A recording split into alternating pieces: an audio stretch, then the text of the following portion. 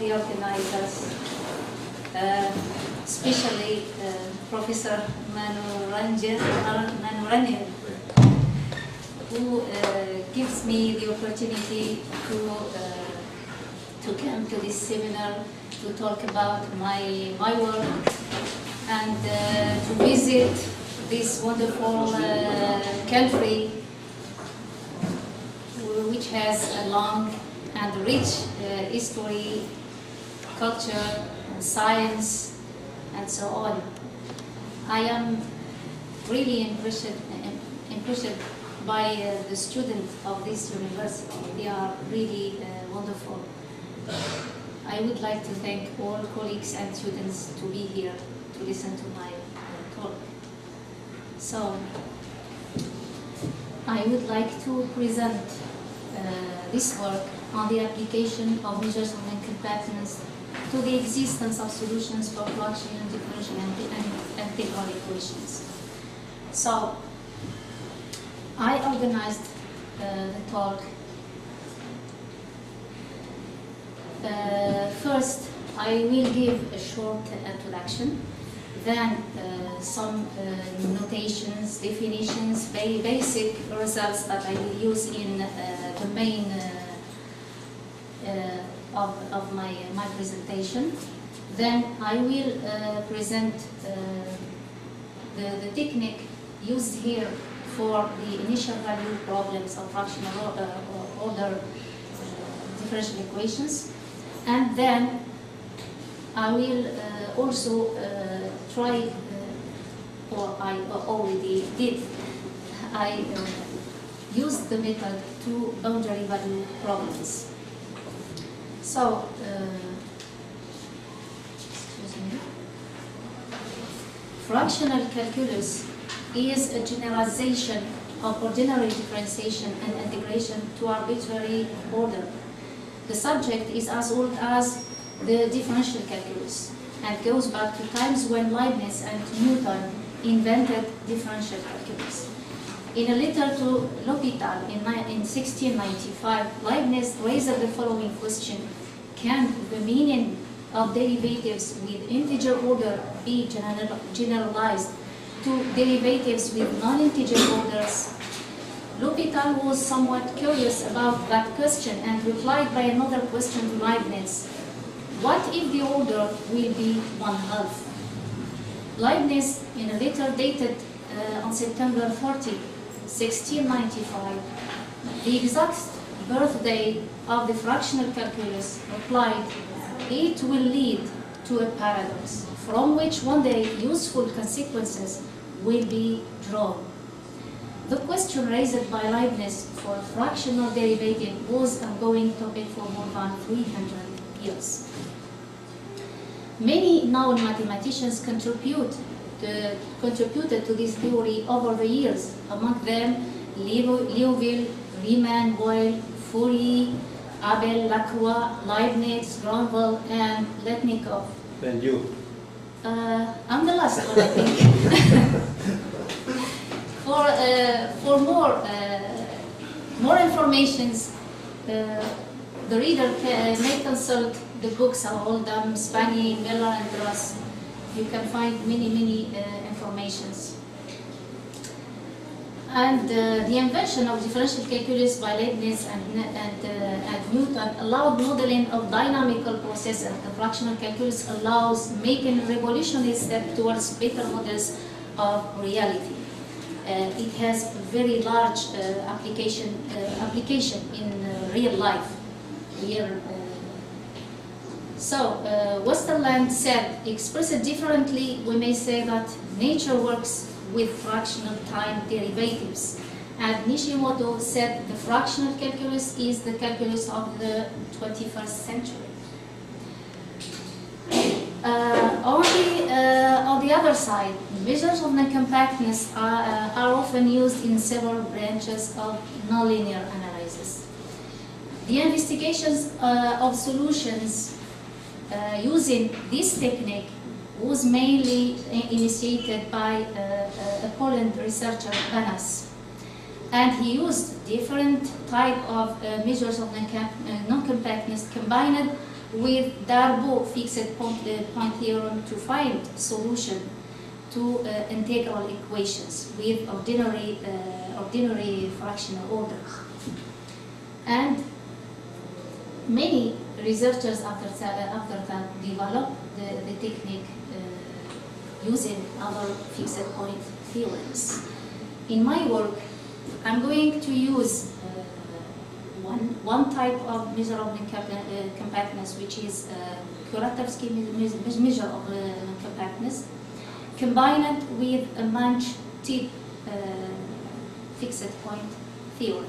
I'm going to use it on an initial value problem with fractional order, a boundary value problem with fractional order too, and then I'm going, if I have time, I can show you work with done with my supervisor, where we use this technique with on an integral equation. So let's begin with our work. So this is the problem, the initial problem, and this is the differential order of Caputo type. And we are going, the boundary value problem that we are going to study. Okay, it is this one. The function f is a given function that have to satisfy some conditions in each problem. And here, these constants are from the Banach space. Our work is, all our works are in a Banach space, of course, equipped with norm. So some notations. C, J, E is the Banach space of continuous function with the usual supplement norm, and L1JE is the Banach space of measurable functions which are Bochner integrable equipped with the norm of L1. And this is the definition of Riemann-Liouville fractional integral. A function h from L1AB is Riemann-Liouville integrable if or the Riemann-Liouville fractional integral of this function is given with this formula, where gamma is the gamma function. Caputo derivative of fractional order of a given function f also is given with the used gamma function for the definition, and n here is the integer part of r plus 1. This lemmas is very useful for finding the solutions of the linear problem, because the classical tool is to find the solution of the linear problem, and then to find the solution of the nonlinear problem, to transform it to a fixed point problem. So the solution of this differential equation is combined with the fractional derivative gives this solution. Now we have to define Kuratowski measure of compactness for a bounded subset M of V. The measure of this set M is equal to the infimum of epsilon, such that M is the subset of union and I with diameter of I less or equal than epsilon. And this measure satisfies many properties. The most important is that the measure of the set is equal to 0 when it is relatively compact.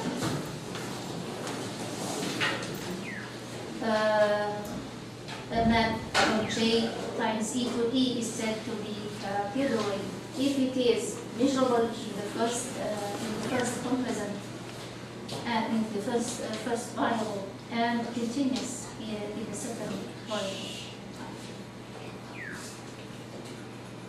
This is the most important theorem that we are going to use, the Munch type fixed point theorem for bounded closed convex subset D of the Banach space E, such that 0 is in D, and N is a continuous mapping from D into itself if the implication holds for every subset V of D, then N has a fixed point. We are going to use this theorem to prove our main result, but it doesn't work by itself. I have to use an imported lemma with. This lemma is to move the measure alpha, to write it inside the integral. So let's begin with the first work, which is the initial value problem of fractional differential equations. So our problem 1,2, we say that a function y is a solution of 1,2. Of course, it must satisfy the equation and the initial conditions. Then this lemma gives us the solution of the linear fractional problem. So this is the solution of the linear problem. H is a continuous function, and it is easy to find the solution using the two principal lemmas that we give in the preliminaries. This is the proof. And now, to give our main result, we need to impose some conditions on the functions used in our first problem. So f must be of Carathédoric type, and there exists a function p in L infinite J1 R plus such that the norm of f is less or equal Q of t, the norm of y, and this estimation must hold. So our main result is this theorem.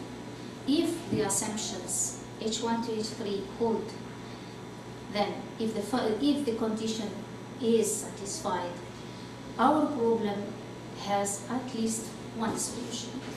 So to prove our main result, we need to transform the problem to a fixed point 1. So using the result of the lemma, the solution of the linear fractional problem. So we consider this operator n, and we are going to prove that this operator satisfies the conditions of Munch fixed point theorem. So we need some notations. We need a subset D of the Banach space E, which is closed, convex. So we need these notations. R0 is a value that satisfies this condition, and the subset dr0 is closed, bounded, and convex. It is our subset that we are going to prove that the theorem is true with this subset. So let's begin by the proof that n must be in Munch's fixed point theorem. It is said that n must be continuous. So the continuity of n is obtained easily. We took a sequence yn such that yn tends to y is J1e, and it is easy using the properties of the norm and the integral to have this estimation, and using character theory, because F is of character theory type, and you use the Lebesgue dominated conversion theorem, we can have that the norm tends to 0 as n tends to infinity. As a second step, we have to prove that n maps are 0 into itself. It is a crucial condition in the Manches fixed norm theorem. So also here, it is not difficult to find. It is very easy using the properties of the norm and the integral that NYT in norm is less or equal R0. This means that the image belongs to the R0. So the third step is to prove that NDR0 is bounded and equicontinuous. There is no problem for boundedness because it results in step 2. And for the equicontinuity, it is classical too, easy to prove. It is easy to find that it is less or equal, this norm is less or equal to this formula. And when T1 tends to T2, we can see that this norm will tend to 0. And it is done. The last step is to prove that the implication in Manches fixed point theorem is satisfied. So, using all the hypotheses that we put on the function and the properties of the measure of non-compactness, we can find with some computations that V of t is relatively compact. Using Ascoli-Arzelà theorem, we deduce that that all the conditions are satisfied, and then our problem has a fixed point. So that is all for the IDP. We are going to the BVP, the boundary value problem. So we took this boundary value problem, and it is exactly the same steps in for the IDP. We have to find the solution of the linear problem, linear fractional problem, using the lemmas, and this is the solution of the linear problem.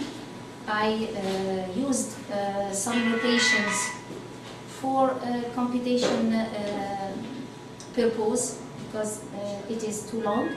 So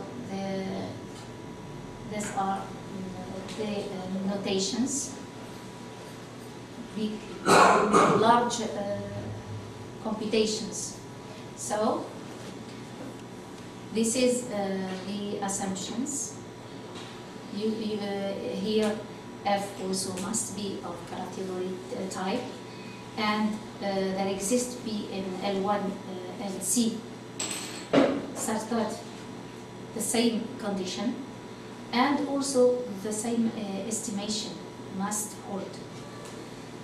And our main result also, the assumptions must hold. If the condition now is satisfied, our boundary value problem has at least one solution. Now omega is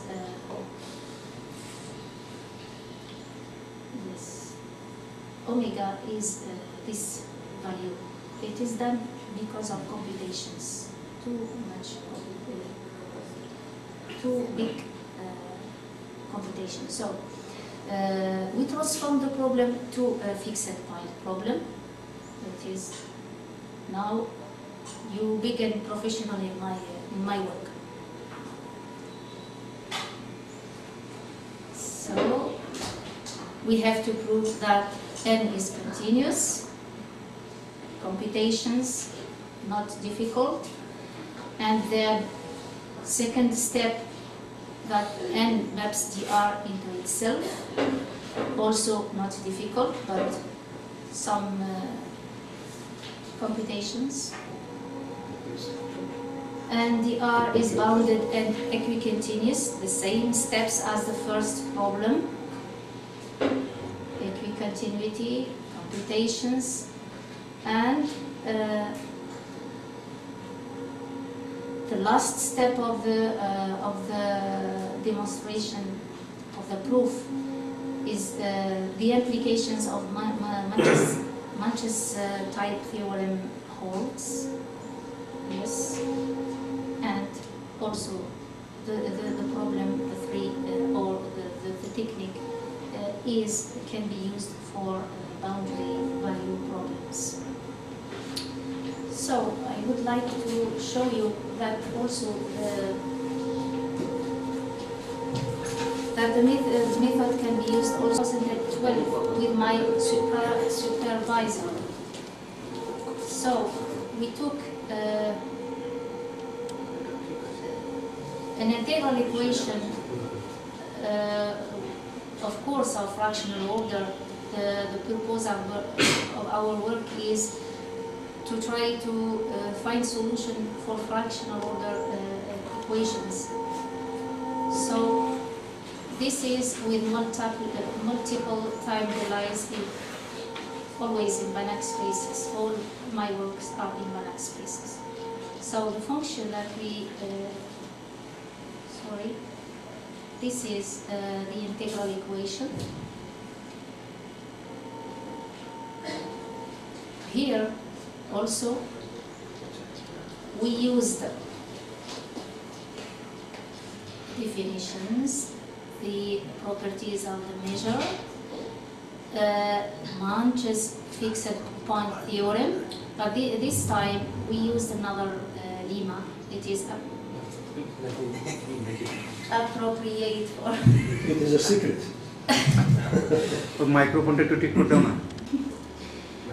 And we prove also we imposes two conditions on the function, and we proved that our theorem works using Manch's fixed point theorem. I would like to thank you for to listen to my talk. It is I don't know if I took 1 hour or less. Okay.